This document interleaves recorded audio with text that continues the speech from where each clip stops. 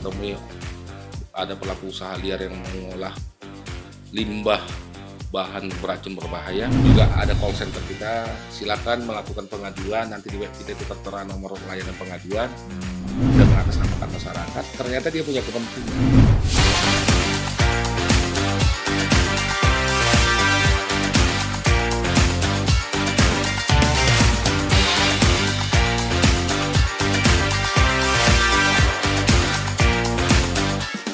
Assalamualaikum warahmatullahi wabarakatuh. Kembali lagi bersama podcast DPM PTSP PPU.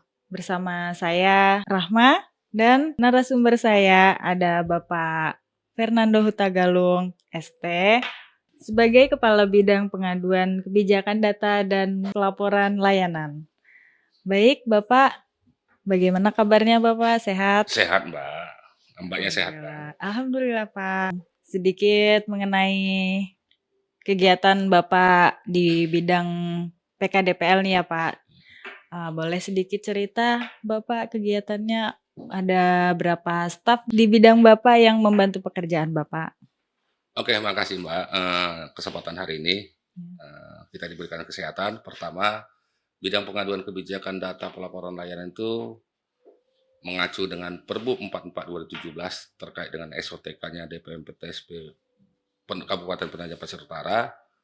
Kita memiliki dua seksi. Satu seksi pertama analis kebijakan terkait dengan penanganan pengaduan dan kebijakan. Yang kedua analis kebijakan seksi untuk pengolahan pelaporan data dan layanan. Personel kita memang sangat minim, kenyataannya total personel PKDPL itu 6 pegawai, 5 orang staf yang non PNS. Kalau mengenai di bidang Bapak ini kan ada kegiatan monitoring dan evaluasi ya Pak. Selama Bapak Monef di lapangan nih Bapak temui berapa banyak pelaksanaannya? Kita kan ada Munaf rutin, rata-rata per bulan tuh minimal 3 kali dalam 1 bulan di 4 kecamatan. Memang monitoring kita itu di pra dan pasca proses perizinan. Pra itu artinya adanya layanan pengaduan masyarakat ataupun hasil monitoring lapangan terhadap pelaku usaha, bukan hanya pelaku usaha, termasuk juga masyarakat umum yang membuat kegiatan bangunan, termasuk usaha-usaha kecil yang mengganggu misalnya di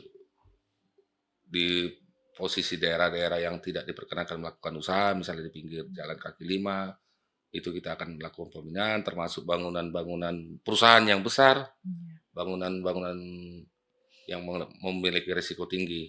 Jadi kalau kenyataannya rata-rata ya tiga kali monitoring, dan di sekali monitoring rata-rata minimal 3-4 kegiatan usaha yang kita lakukan monitoring. Kalau di pascanya adalah laporan pengaduan masyarakat terhadap kegiatan usaha yang masyarakat merasa keberatan seperti gangguan lingkungan, adanya limbah yang merugikan masyarakat, seperti itu Mbak. Terus Bapak temui ada kendala apa saja Pak selama monitoring evaluasi? Kendala kita sebenarnya kita mengacu PP 6 dan PP 5 dan PP 6 2021 yang merupakan turunan dari Undang-Undang Cipta Kerja 11 tahun 2020 yang di mana proses perizinan itu kan terbagi ada 3 sektor berdasarkan risiko. Ya, risiko tinggi itu berada di kewenangan pemerintah pusat, risiko menengah pemerintah provinsi, dan risiko menengah rendah ke bawah itu risiko menjadi kewenangan kita. Yang paling sering kita temui pengalaman di tahun lalu adalah risiko tinggi. Yang kewenangannya itu dia dimiliki oleh pemerintah pusat seperti kegiatan pertambangan atau terakhir juga pernah juga kita temui ada pelaku usaha liar yang mengolah limbah bahan beracun berbahaya seperti penampungan alat-alat kesehatan ilegal. Kita bekerja sama dengan instansi yang berwenang seperti Gakum Kementerian Lingkungan yang berada di saat ini sudah bersyukurnya mereka ada berkantor di Kecamatan Sepaku, bekerja sama juga dengan Inspektur Pertambangan kementerian yang dari Samarinda. Bahkan kita juga bekerja sama mengajak rekan-rekan dari aparat hukum seperti kepolisian, TNI di dalam kegiatan monitoring illegal mining.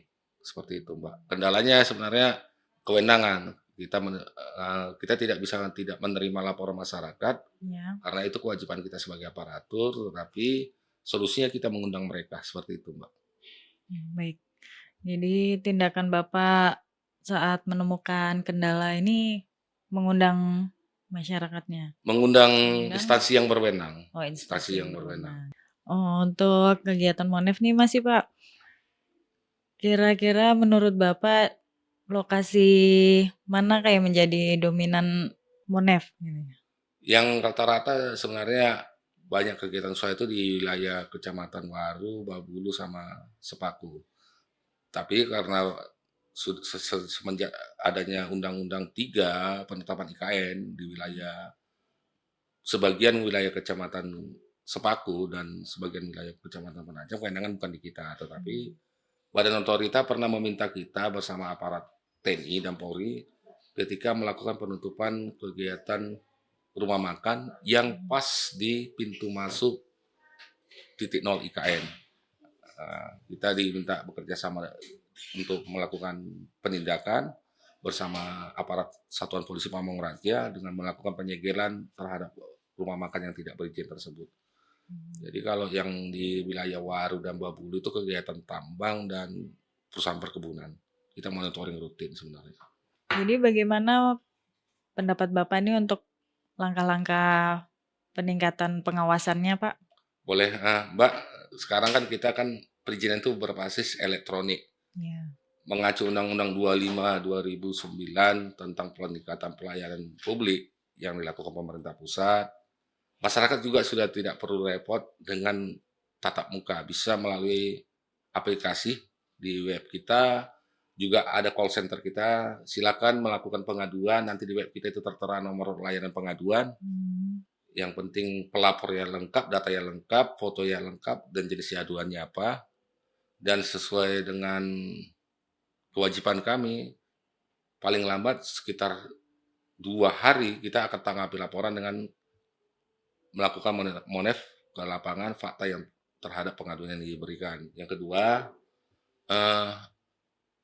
saat ini juga kita di web, kita juga melakukan pelayanan pengaduan. Ada formatnya sudah lengkap di web kita, silakan juga melakukan mengisi dan mengadukan melaporkan baik secara via WA call center kita ataupun via web. Jadi layanan itu pengaduan bukan hanya tatap muka. Nanti kita akan tanggapi dengan instansi SKPD terkait dengan instansi yang berwenang. Mengenai pengaduan, Pak. Ya. Jadi Bapak sebut ada pengaduan nih, pengaduan masyarakat itu kan, Pak. Adakah selama masyarakat ini bikin pengaduan nih ada hal-hal yang lucu atau bagaimana gitu, Pak? Ya, yang lucu sih paling sederhana mengadu terkait perusahaan dengan mengatasnamakan organisasi. Ternyata setelah kita selidiki lapangan, pengadu ini juga ternyata juga sudah pernah mendapat ganti rugi di zaman yang dulu. Oh, begitu. Artinya dia melakukan pengaduan ini mengatasnamakan organisasi dan mengatasnamakan masyarakat, ternyata dia punya kepentingan. Dia punya kepentingan dan ketika kita cek ke perusahaan yang diadukan di perusahaan tersebut, buktinya ada bahwa dia sudah mendapatkan ganti rugi, bahkan sampai mohon maaf lah, saya nggak perlu sebut, sudah diongkosi pulang ke kampung halamannya.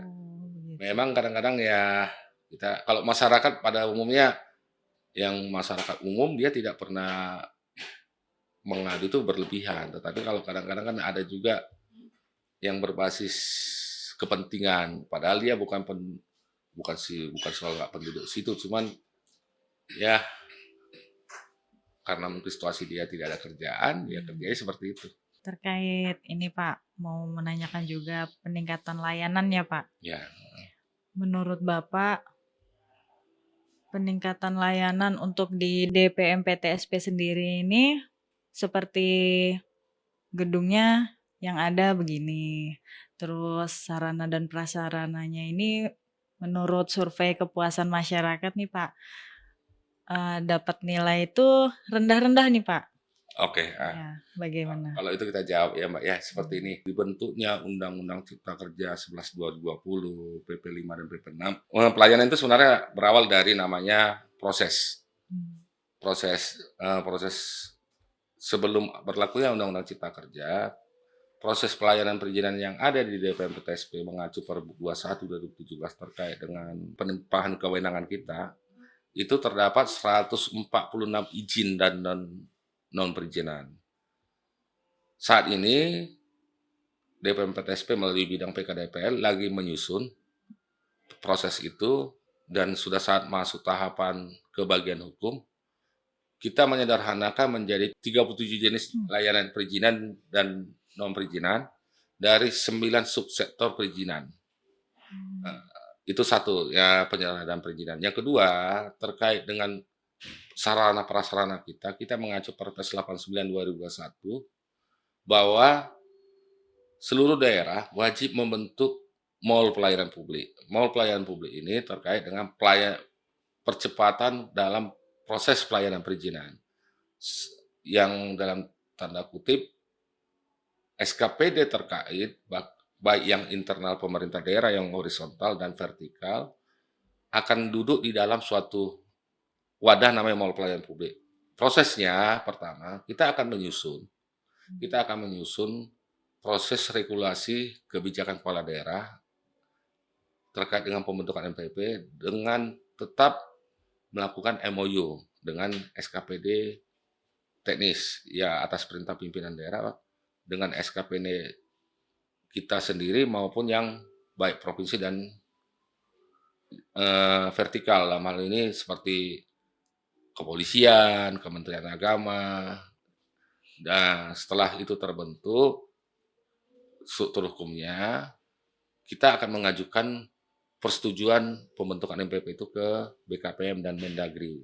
Berkaitan dengan kondisi prasarana kita bangunan gedung, saat ini juga DPM PTSP sudah mengajukan penetapan lokasi yang diolah oleh yang proses penetapannya nanti akan diolah oleh Dinas Perkim dan sudah ada penlok dan syukurnya pada saat ini pimpinan kepala daerah Pak PJ Bupati melalui Pak Dr. Hans Makmur Marbun juga berkeinginan besar namanya pintu pelayanan itu harus posisi di pinggir jalan. Yang awalnya kita dikasih lokasi yang di samping rumah sakit Putri Botung, kita kemungkinan digeser ada posisi di sekitar pinggir jalan nasional ini karena mendukung proses IKN.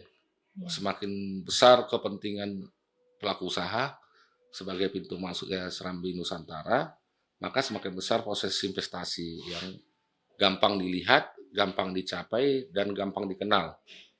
Dikenalnya karena bukan hanya bangunannya aja, tetapi kecepatan pelayanan kita seperti itu, Mbak. Bagaimana nih kita mengetahui peningkatan pelayanan di DPM PTSP ini?